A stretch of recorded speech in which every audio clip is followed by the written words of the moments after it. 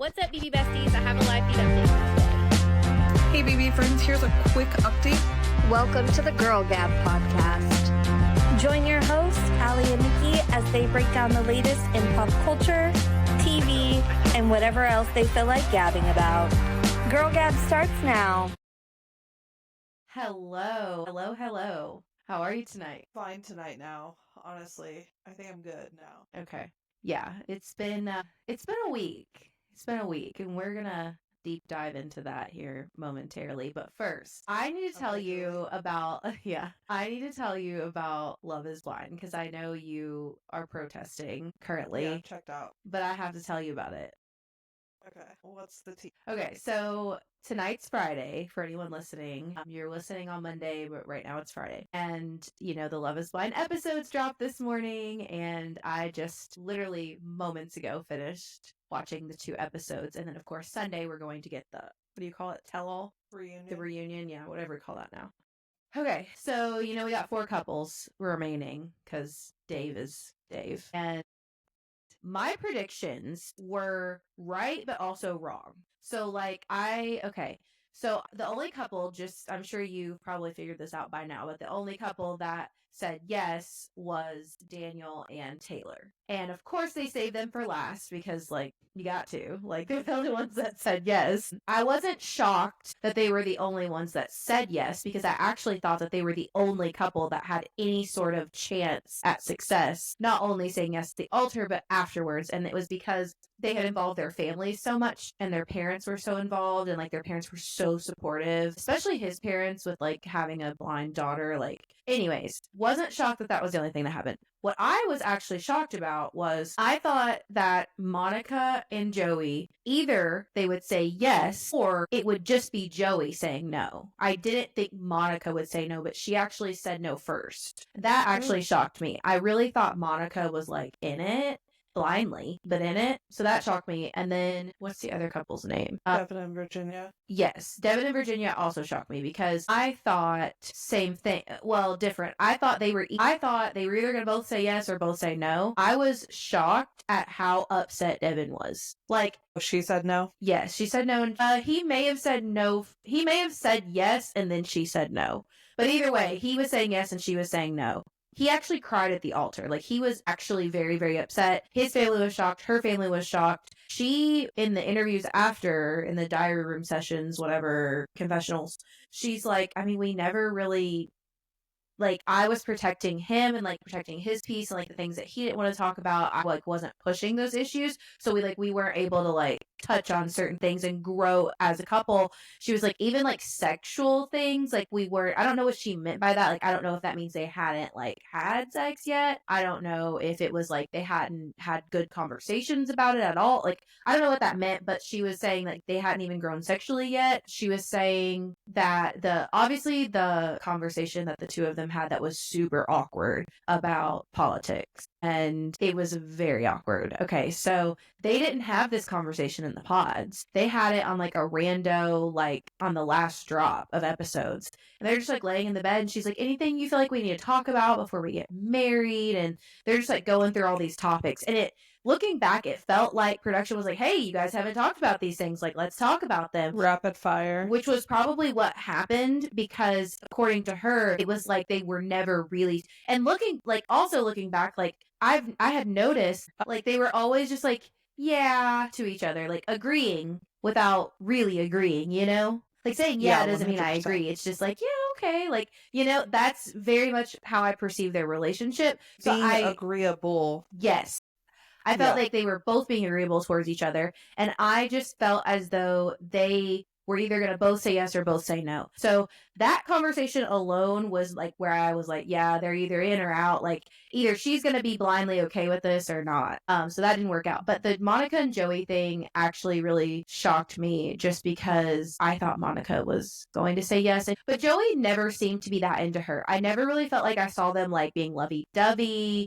I don't think any of these couples honestly even friends. Consummated their relationship. Well, no, actually she did say on one of the first episodes that they did, but yeah, they seem like friends. You're right. Yeah. I I think one of the big reasons that I was so easily checked out of the season is because I saw a spoiler at the beginning of the season of Taylor and Daniel being the only couple to make it.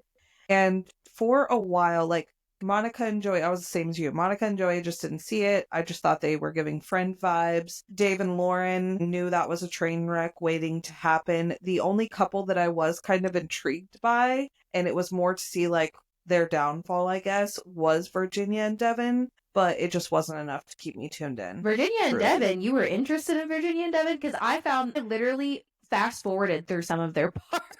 Especially when they were in the pods. I was like, this is like a yawn fest. I just mean, like, I could see the writing on the wall for the other couples that I knew weren't making it. And I was just interested to see, like, what's the conflict that's going to be their problem.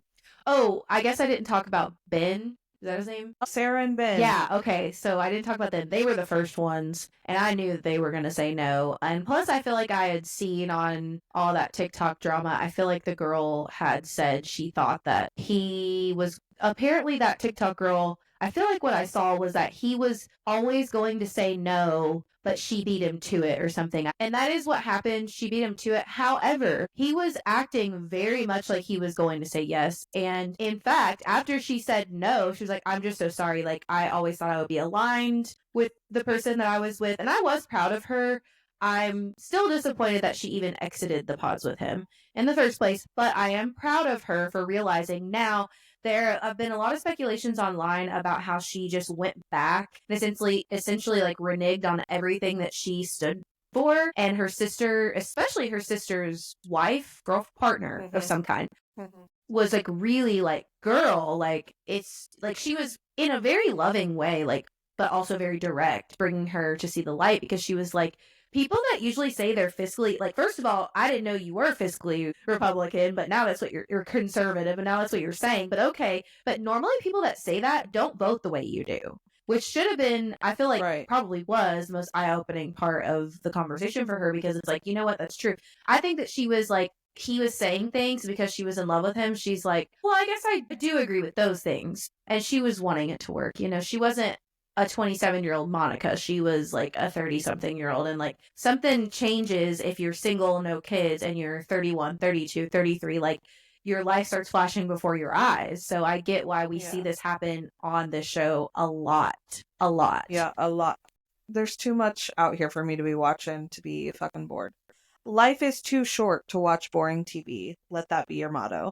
We're going to jump around because this is a perfect segue. Speaking of being bored. The finale. I know where this is headed. I don't even know what to say. Yeah. It was bad. Now I know why we look like idiots because we were so sure. But I now know why they left us at such a stupid cliffhanger. Because to me, like, why would you do a cliffhanger like that for Brittany to just vote Danielle? And I now know why. Because it's all they had. That was all they had. That challenge was so pointless, so stupid. Like, let's fly up here and drop things in a circle. Like, what's the point? We don't even need a challenge on the finale episode. We truly don't. Yeah.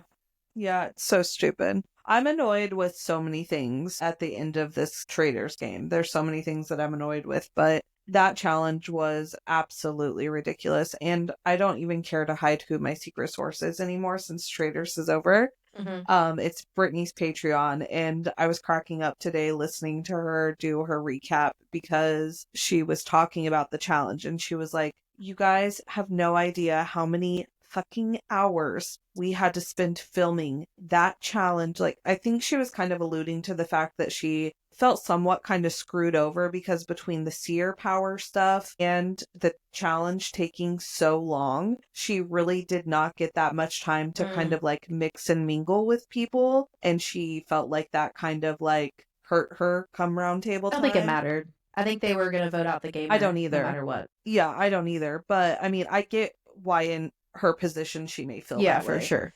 Because she was like, of course I'm not going to deliver this as well as Brittany does, but she was like saying how when that fucking helicopter came rising from the ground, and she was like, that's honestly the lowest point I've had in that game, because I was sitting there just being like, this is going to take us another fucking 3 hours to film some stupid ass helicopter shit that she was like, why do I care about this money right now? I don't give a shit about earning any money when I know that I'm about to be fucking booted. Honestly, I'm wishing that I didn't have to help them earn anything because I know I'm not going to get a cent. Just self-evict right now. But no, like, okay, so yes, the challenge was shitty. But here's the other thing. Like, let's just back up for a second because in my humble opinion, actually, I'm very unhumble about this opinion. Brittany should have written down Ivor. She should have taken her chances for a multitude of reasons. And let me explain. One, I don't know if you've seen this. We're not going to agree. Really? Okay. You know who does agree with me? Rachel Riley and Johnny Fairplay. But anyways. Yeah, and Johnny hasn't played and Brittany made it farther than Rachel, but let's go. Johnny has played and he was just on House of Villains like last year. Johnny hasn't been on the Traitors. I know, but I'm saying he's been recent. I thought you meant like he hasn't been on. I thought you were saying he hasn't played anything in a while. No, I just meant Traitors specifically. No, but Rachel, okay, so Rachel was explaining this too, and she was like, I understand why Brittany did it, because if she's looking at it from a big brother vote with the house mindset, she doesn't want to screw herself over. But Rachel was like, there is no vote with the house in this game. Like, I've played it. Like, people do whatever they do, like, i.e. Dolores. But anyways, this is my opinion.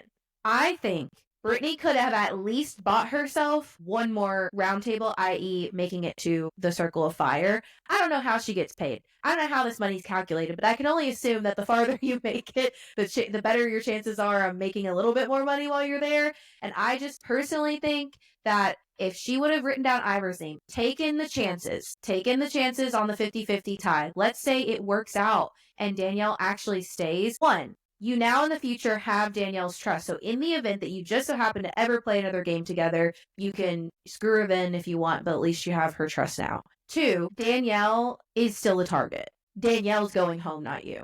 They weren't going to come after Brittany. They were still going to go after Danielle. And then go to the Circle of Fire and Brittany still gets cut. I'm not saying she doesn't. She's either way, Danielle and Brittany weren't lasting. The only way that they were going to last is if they both, and I don't think I realized this going into this episode. I think it became more apparent to me in this episode, but these faithfuls had no interest in taking a gamer with them because the likelihood of a gamer being a traitor or the likelihood of a gamer cutting them at the circle. Because if you look at Dolores, that's all she cared about. She's like, don't fucking cut me at the circle. Like, Dolores would have rather given it to a traitor than be cut at the circle for whatever freaking reason. So, like, I get what you're saying. I saw the clip that you're talking about with Johnny and Rachel, and I would highly disagree with her point for this cast specifically. Previous cast, sure. But it had been a main talking point at several roundtables of people not wanting to vote against a traitor. It immediately casts suspicion on you. Also, I will say, but it still casts suspicion on her because Dylan was like a hamster wheel all the time, and his thought processes kept flipping back and forth. And what did he start? He started saying something else, and he was like, "Oh, I never thought about it that Gabby and Brittany could both be traitors." Yeah, and I will say, like, my opinion has changed after, like, actually listening to Brittany talk through her gameplay and why she made the decision she did and, like, being in that moment and everything. I mean, number one, like, yeah, it's easy for, like we always say with all these games, it's easy for us as viewers to sit here and say, we saw this certain path, but, like, at the end of the day, like you said, either way, Brittany and Danielle were not winning this game. It was not going to happen whether she kept Danielle or not. I also can say I'm pretty certain Brittany's not going on any reality TV game show anytime fucking soon because of all the hate she's getting after last night's episode. She's getting hate. Absolutely disgusting. I'm shocked that she's getting hate, to be honest, because I thought Danielle was I am too getting hate and that people were just so excited because actually I saw a lot of reaction videos on my FYP and people were like jumping for joy when Brittany said Danielle's name. I don't know if it's after the reunion maybe because Bob the drag queen did very much stand up for Danielle and somebody else did too. One of the housewives or something stood up for Danielle as well. Starts with an R. Robin. I'm like, she's so irrelevant. She only said one thing, and the one thing she said was standing up for Danielle. Yeah, Brittany's posted some screenshots of the messages she's got. Here's just one of them. You're such a piece of shit friend and human being for double-crossing Danielle yet again. I pray karma gets you back and destroys all of your dreams and financial security for yourself and your whole family. You're an evil, selfish, double-crossing bitch. Okay, so now it's the big brother people that are being nasty. Don't. Correct. Look, I have a PSA. Big brother, Is this on? BB Besties, you're giving us a very bad rap if you are choosing to send hate mail after we spent a whole season defending Danielle's honor. You have to realize game is game and you have to move on past it. Like, okay, perfect example, in my comments, people started having a whole fight back and forth. I'll see you on Thursday. Like, all these people that I don't even know. It was actually very comical. I was keeping up with it. And then they like essentially shook hands virtually through my comment section. They were like, I'll meet you right here on Thursday where you're going to eat your words. And the other person's like, okay, I'll see you then. And within minutes, I get a notification on my phone after the vote. And the person was like, where are you? And the guy gets on there and he was like, all right, I eat my words. Like I, whatever, like I bow down, like I get it. Like not going to happen next time. You're not going to catch me slipping again. But you were right. I was wrong. That is how we talk shit and how we eat our shit, right? Not sending hate mail to Brittany after you were just mad that everybody was sending hate mail to Danielle all season long. Let's not do that, BB Besties. Okay. Thank you for coming to my TED Talk. Just had to get that off my chest. Yeah. So, but anyways, like I was saying, it's easy for us to, knowing all the information, seeing all the confessionals, all these different things, it's easy for us to kind of see a path for them. Even a couple weeks ago, we kind of lined that out. But basically what Brittany was saying was like, does Brittany regret her decision? Yeah, because at the end of the day, no matter what, they were both going to lose, but at least she wouldn't have like crossed Danielle again, because she said she genuinely does feel bad that she like let Danielle down.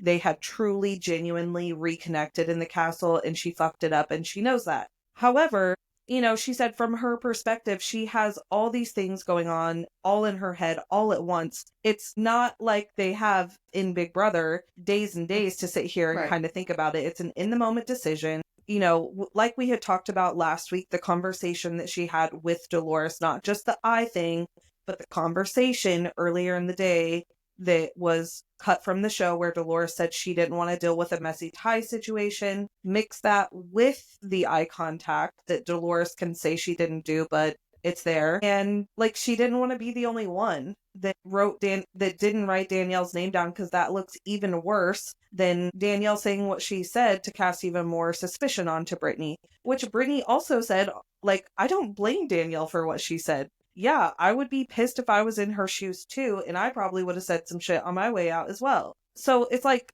But Danielle was also cool. I will say this, like, Danielle did admit, she was like, no, it's game is game. Like, she definitely admitted that game was game in her upset. She was upset. She was butthurt.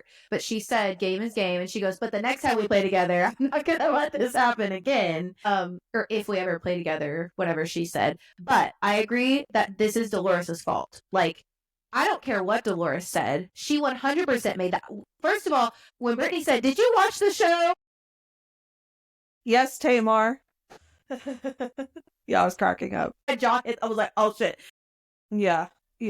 I was literally on the floor. But no, when she was like, did you watch the show? That's exactly my thought too. I was like, I literally saw the eye movement. I don't care what they say that was an edit. That was not a bad edit. That was very clearly Dolores being like, and just like Brittany said in her thing today, I was not trying to sit on that stage and say that Dolores's intent was to make me vote a certain way, but my perception of the eye contact she gave me played a big part in my vote. And I think why that's the sole reason, to be honest. Dolores just been cool about it and just been normal, I think Brittany would have just written down Danielle's name. She would have taken the chance on that. Yes, she also said the other like scenario that would have caused her to go ahead and stick with forcing the tie or whatever was if they were already in a place where there was no reveal. She said if Danielle didn't have to stand up there and say that she was a traitor, valid, I would have wrote it out. She said, but it's the fact that I knew in my head, if when she got up there and it was down to chance, if she was the one that went, she's saying she's a traitor, then it looks bad on me. Valid. That I'm the only, or whatever. So, I mean, essentially Brittany just said she felt like she was damned if she did, damned if she didn't, but she felt like as a gamer, she's always been told that you want to have control over your own game. And so in that moment, she made a selfish game move, which people do all the time in these games, and decided not to leave it up to chance so that she had a little bit of control and could maybe try and salvage something the next day. And I mean, like I said, when you're in a split moment decision kind of situation, I can see how wanting to have some control is going to sway you a certain way. Like 100%. I see where she's coming from. For sure. And I, at the end of the day, don't think they were going to win. No, not after seeing I didn't think the that attitude when this episode hit. Like, exactly. leading into this episode, I thought there was for sure a pathway, but I just didn't realize that these... Okay, this brings me to my... Like, moving forward, they've got to fix something, because I don't want to keep watching this show if this is what's going to continue happening. Like, I don't want to see gamer after gamer after gamer getting picked off so that faithfuls can take their chances on winning together. People that aren't gamers. Some people have said, like, oh, they should have had other people that are traitors that aren't gamers. This is my thing. Usually it's like a 50-50 split, and in my opinion, this is probably going to be unpopular. It was a 50-50 split, because to me, Carolyn was such a new gamer. She only played one game. She had only... I don't know. Yeah, she made it to Final 3, but in my opinion, she wasn't really that strategic. She was a wild card. Like, I think that she was chosen because nobody was ever going to expect that she was a traitor. So to me, she was a little bit of like a I know she's a gamer, but do you see what I'm saying? Like, she's just like a little bit of a random pick, you know? And then we also had Bob the Drag Queen, also random person. And then we had our traitors who were gamers. Yeah, I get what you're saying about the Carolyn thing, but like, when they sit there and talk about like Survivor Strong and stuff like that, like they when they're in the castle, they match everyone up. No, they weren't, but I'm just saying, when they enter the castle and they're talking about like, these are the Bravo people, these are the Big Brother people, like they group those people up based off of where they came from. So in their eyes, Carolyn is one of the gamers, even though our eyes, yeah, for sure. She's in these other people that are watching the eyes, for sure. In production's eyes, I don't think production even would have remotely predicted that Tony or Jeremy, even though they are Survivor Strong, would have been so apt to work with Carolyn. Because she's like so removed from their side of she's on the new era of Survivor, so like she's just, I don't know. But anyways, I don't want to be like a Carolyn hater, but on this episode. But I also think of all the people, Bob the Drag Queen, he should play something else. He should play other game shows. To see him on like Celebrity Big Brother if we get it next season, would be or next winter. Ecstatic. Like, I think that Bob the Drag Queen gets it, even though he literally doesn't watch TV, apparently. Like, has no idea who, like, who was it that, Dorinda. Okay, so let's just move into we've talked enough about the actual finale, because the actual finale for me was the tell-all, because that was actually entertaining. So, the tell-all, Dorinda. Dorinda is so Delulu, and I don't know if you watch Housewives or anything, but Dorinda has always been this way. I knew when I saw Dorinda on the cast list, I was like, let's hope that they have alcohol rations, because this lady is going to be a problem, because she is a atrocious drunk. Like, she's scary when she's drunk. Like, she just does all kinds of crazy stuff. But everybody on the Housewives is. But when she started going on and on and on, and he was like, do you ever stop talking? And then Andy was like, she actually doesn't. Like, I was dead, because he's so right. She doesn't. But when Bob the Drag Queen caught her, he was like, I don't know anyone here. Because she was so upset about the one line that he said about her. And she was literally there for 5 minutes of like the whole show. So ridiculous. Literally. And she's upset about the one line. Like, he was like, I literally was like, okay, who do you want to kill? Kill Dorinda. Or who cares? Nobody was talking. So I said, how about we banish Wells? No hate. I mean, like, no, and he's not wrong. Nobody was talking. And he was like, well, I'll speak up. What about Wells? And everyone was like, that's literally how it happens. That was delulu to me, but also very comical and funny. And I loved it. Yeah, but that's where like Bob could do really well in some of these other competition shows, because that's how some of the first weeks go in these competition shows, is whoever will speak up and be the leader, that's who people latch onto and listen to, because they don't want to be the leader. Yeah, and I've been watching his YouTube videos and I've just been learning a lot more about him and like his thought processes in watching those. And like one of the things that he said is like he's like, I'm very good at being loud and being right. And then when I'm not right, I'm very good at like making you think I am. And if you don't think I am, I'm really good at deflecting. Like he's like, I just am really good at all these things and I know that I am. And I think he's right. I think he is good at all of those things. I think nobody would have been as onto him had Boston Rob not taken the hit, because I think he was so loud and boisterous that it almost came off as like, there's no way he's a traitor, you know? There's no way a traitor would be in here just talking like this on the first round table, you know? At least I wouldn't have. Yeah. I probably wouldn't have clocked that if I was a faithful. No, because, I mean, especially even if you do your homework, which, remind me, I want to say something about homework in a minute. If you do your homework, like a lot of the traders on the previous seasons, they would lay low those first couple roundtables because they didn't want to draw any attention to themselves. So doing the exact opposite of what traders had done in previous seasons is smart, because you would think that your cast members would be doing a little bit of research before they come on this game, but apparently none of them did. So, but that brings me to homework. I remember a couple weeks ago, this just like goes back to just the overall conversation that's been going on online, or even with some of this cast, about like gamers playing too hard, or like it's not that serious, or yada da da da. There was an interview that Derek did with someone, I can't remember who the interview was with, where it was on Vile Files, and I just saw some clips of it where he was telling Nick Vile that when he was added to the cast,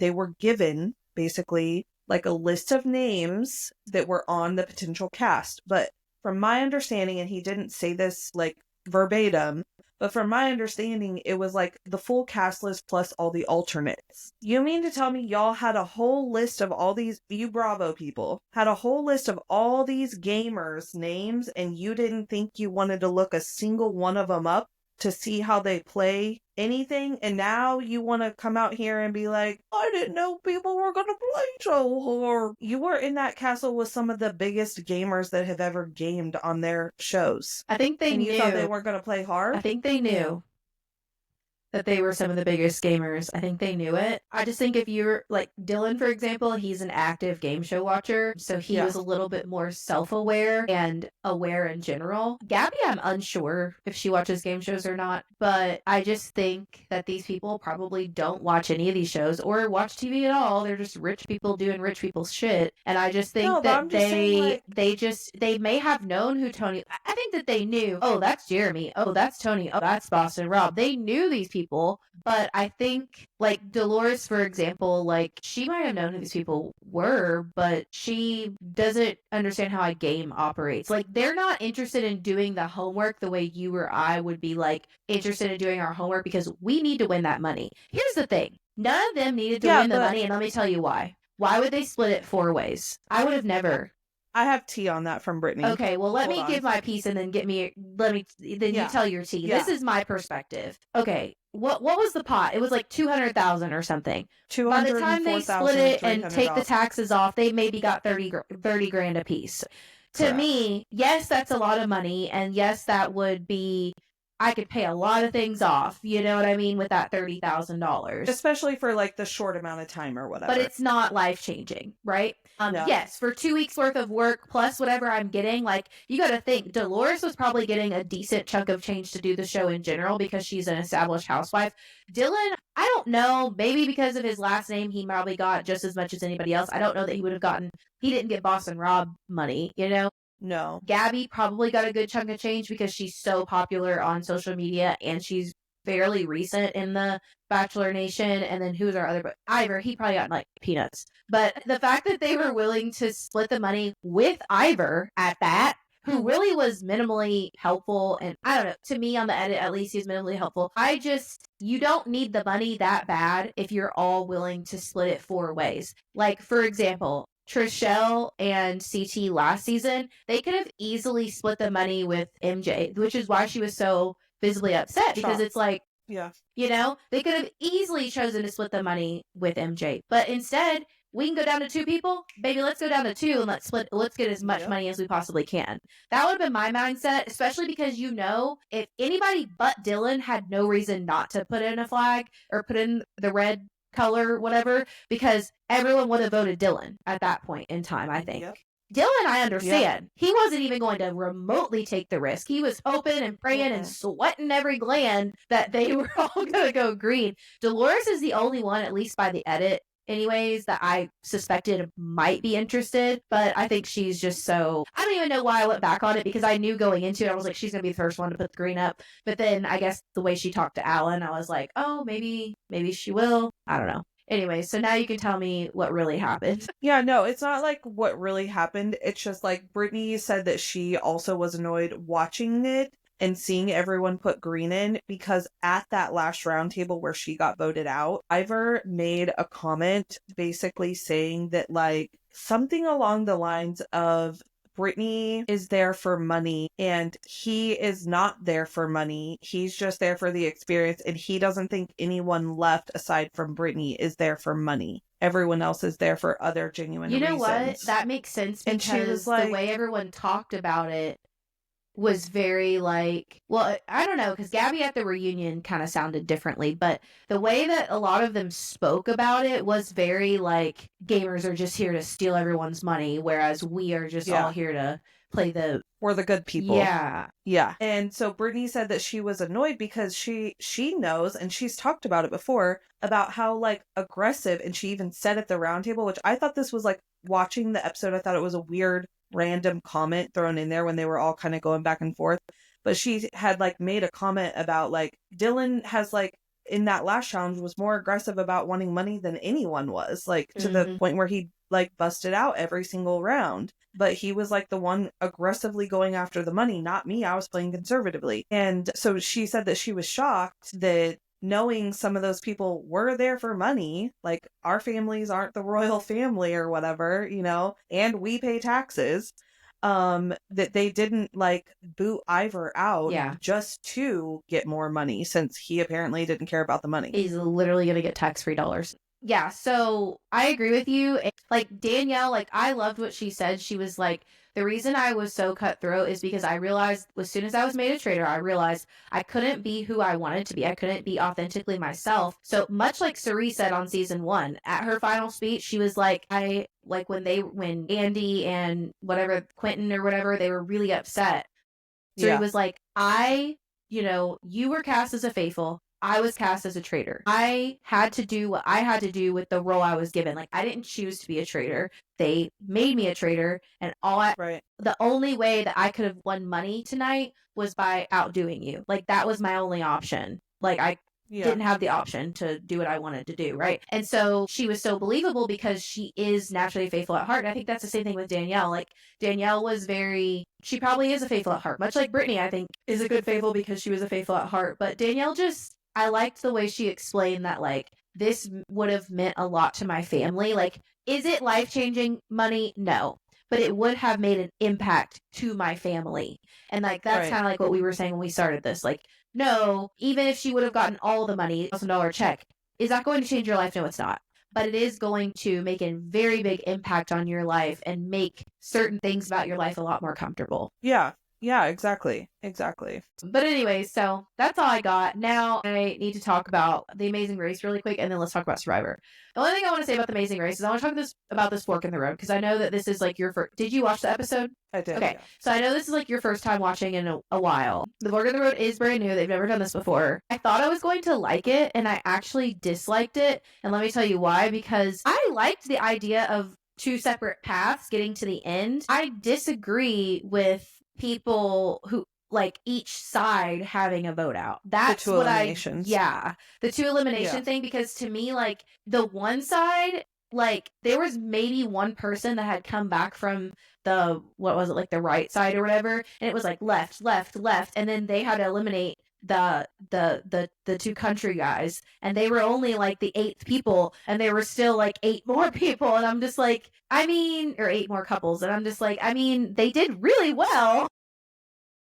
Yeah. And I think that with it being the first time, it might just be that I hate it because nobody knew how to strategically play that fork in the road situation because Yeah, they there was kept only going to one the same couple. side. And I was thinking in my head, like, why didn't they balance out? Because the likeliness of you getting, I mean, towards the end, when they got down to like the last one, it was like people started choosing the other side. But to me, I'm like, you're risking it. Like everyone going immediately to one, you're totally risking being the last. Yeah, I only heard one couple actually, like most of the couples that I heard, it was what are we gonna be best at? Not taking the fork in the road situation into consideration, except for one couple, and I'll be honest, I don't remember who it was, but they were like, okay, I think we would actually be better at the dance challenge. However, these people that have gone over here seem easier to beat. So let's go over here to this because I think we have a better chance of beating this set of people. So they were like the only ones that mentioned strategy as far as like the fork in the road thing works. One thing that I was wondering about, and I don't know if you know this or not, but you know, we had originally talked about with these bigger casts, they don't do the non-elimination legs, but I was now wondering that with too. them doing this double elimination stuff, I think do so. we have time for that? I think so. Potentially no, because I can't remember if they had one more couple this season than last season or not. I need to look that up because if they did have one more couple this season than last season, then potentially no, because if this is the only fork in the road, then no. But if there's a same amount of couples and then they also had a fork in the road, then they would have to have a non-elimination. Like, and I don't know, are they going to have more fork in the roads? I don't know. I think so. Then they're I probably thought that's what he then they're said. probably gonna have non-elimination leg or two. The poor sisters, those poor sisters, they were just so far behind the whole time. I was like, oh come on. But you know what? They were just so happy to be there, much like the two country guys. Like they were just so happy to be there and happy to participate in general. I can't wait until we get into like the part of the show where like they're having to schedule their own, like sometimes they send them to like travel agencies and they have to like schedule their own stuff. Those are like some of my favorite legs of the race. This is what I wanted to talk about because they did have to each go get their own tickets at the counter this time, which you can like the bribe so them like sometimes. Sometimes it's like I have seen those types of challenges where they go get tickets where like something pops up and somebody that came in after you ends up getting on a flight before you or a ride before you. That would have me, I'd be like, tap out. I'm going home. Like, screw that. I'm so mad. Yeah. That happens often. Yeah, because I was excited to see that because as someone that I just watch off and on. So the last time I watched, I'm pretty positive was DX and Claire season. And it was still kind of like COVID time. So they weren't going and getting their own tickets. Like they just like handed them the tickets. Like the actual production people did it for them or whatever. So watching the episode this week, I was excited to see that part is back because that part can sometimes get so messy and I love it. No, I think you're really going to enjoy The Amazing Race. I only started faithfully watching a few seasons ago again. I think like 45. What are we on now? 37. So probably 34 or something like that. I actually started watching like season after season. It's something that I watched in my childhood with my grandmother. Like, so I'm like texting my grandma. I was like, The Amazing Race is coming on. She's like, okay. And then she was like, I don't know. It's getting kind of late. I might have to go to sleep. Like, I don't know. And one day I want to get on there just so my grandma can like watch me. Yeah. But no, like I think you're really going to enjoy it. It's something that knowing you and knowing the type of content that you like, I think you're gonna like it, especially now, like what you're saying, they're out of the COVID times, like the game is back now. Yeah, no, I know that I'll enjoy Amazing Race. I think that for some reason, sometimes I just miss that it started.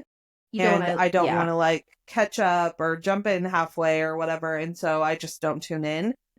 Because like when the Big Brother people or people on social media that I follow are on there, they're posting and being like, oh, it starts tonight or, you know, leading up to it. So no, I mean, and to segue into Survivor, to be honest, like 100% transparent, I can say that I am more excited to tune into The Amazing Race than Survivor next week than I am Survivor. Yeah, so Amazing Race has the ability to like really draw you into the couples because it is like a prerequisite, I think, to be on that show to have a really good backstory. And like I always have like the couples I'm rooting for because, you know, I'm always an underdog rooter, so like I always have the people I'm rooting for. But Survivor also does have backstories, like Mitch, for example, has a really good story. Eva has a really good story, so you're going to get invested in some characters, I think, on Survivor as well. I think what I've learned is, like, I'm just gonna have to forcibly watch it for now. I think that I only like Survivor once the merge has happened. I don't really like the tribe versus tribe stuff. I Yes. like the individual. And this game. new way that they do it with 3 tribes is awful, and I hate it.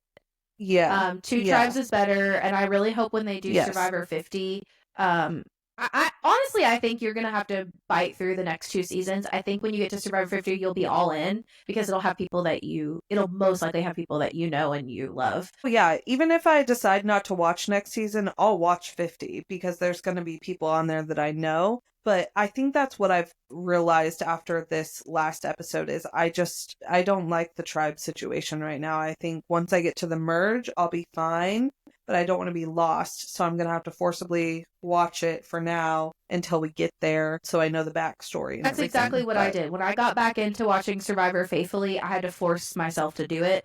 I found it difficult because the new era Survivor just is not as enjoyable to me as the old school. And I mean, Big Brother was the same way for a while. You know that I really couldn't even force myself to watch 20 and 21. Like, I watched it, but like very passively because I hardly remember it.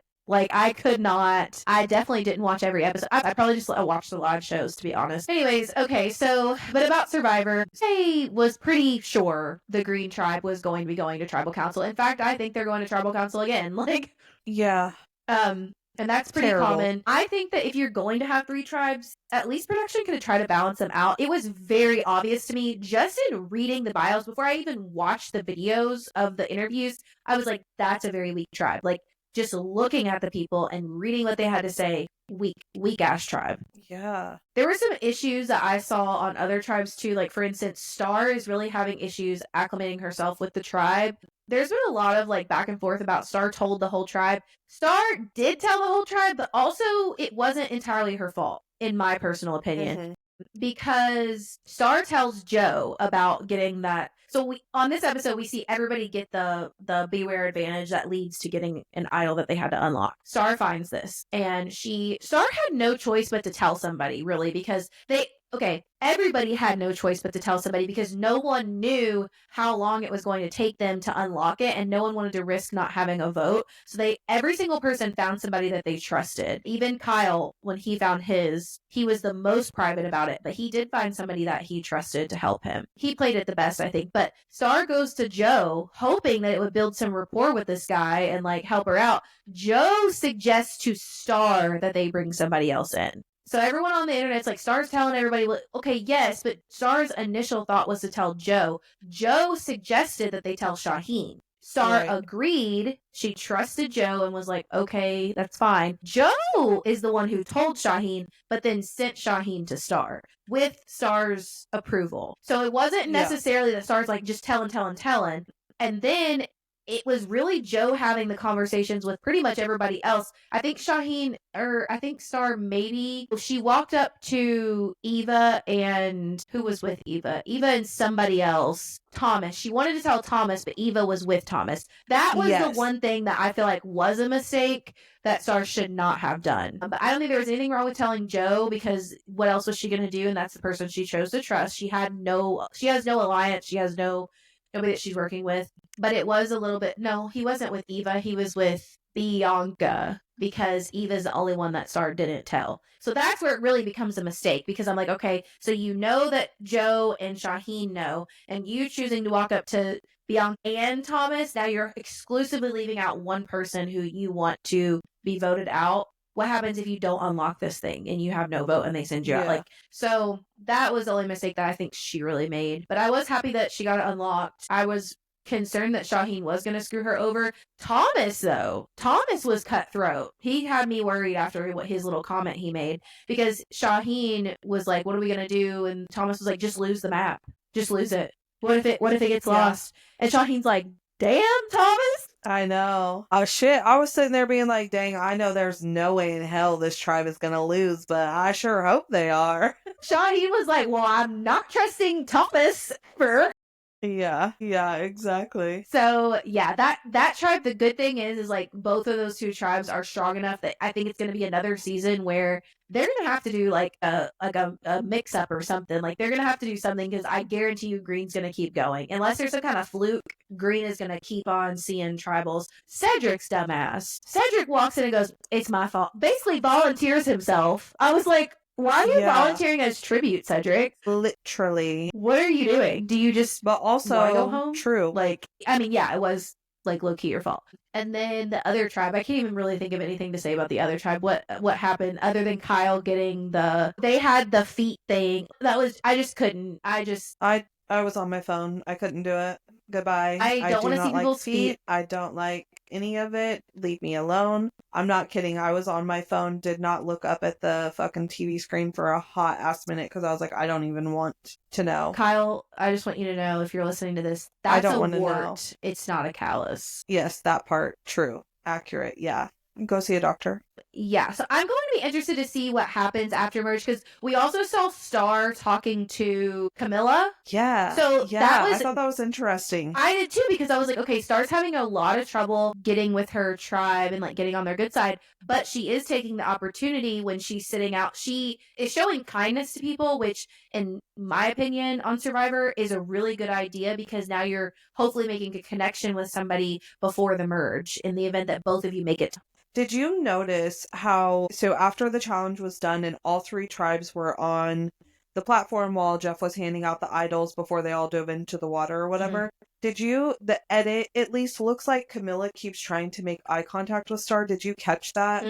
I just didn't know if that was like also alluding to like maybe something will come back up in the, I hope so. Once merge. I hope so. The good news is if your tribe doesn't keep going to tribal, Star has time. Like she has time to really build more rapport with people. And right now it feels like she's at the bottom.